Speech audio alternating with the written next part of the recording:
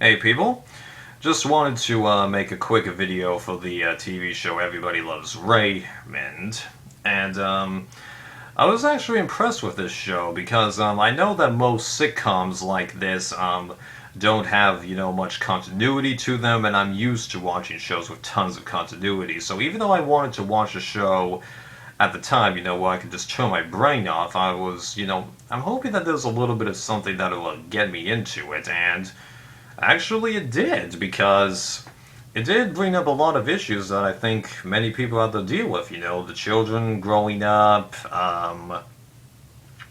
trying to help them in crazy situations, the reality that even though you're in love with your spouse, it's not just one, perfectly happy walk. There are genuine issues that you have to deal with. And even if you're married to somebody for 30 years, you still have disagreements. Like, actually, no, I'm not going to go there too personal. It's not my parents. And some people just have a genuinely tough time finding a relationship, like Robert. And it's actually interesting that his story arc and a couple of the people in his story arc were the most common things that did have continuity to this show, even though by the end of it, not too much has changed, even though he did actually get married, which was nice, especially given the ups and downs he had with Amy there. Or was it Annie? It's one of the two. And other characters that they brought in supporting roles, Deborah's family and Amy's family. I'm impressed by that, although I really do hate the stereotypes of Amy's family, how they are, so, 1950s, just, it's a totally different world, okay? Just, you can just tell that they were so old-fashioned. Although I really wasn't a big fan of having the comic book store guy be her brother, just like that seemed unnecessary. Although it was a clever use of tying his story arc together with that crazy tough mom who was trying to battle Raymond with the selling cookies bit. That was clever, I freely admit that.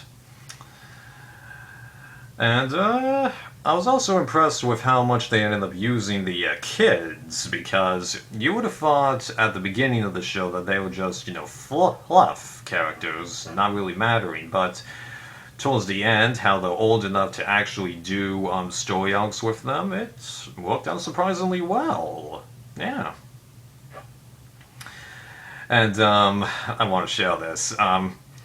Something that's interesting. I actually wasn't able to figure out that this show was filmed in front of a live audience until we had the Christmas Picture episode, and the Ravens like, no talking anymore, you hear me? You want to talk to yourself, 'cause I'm out!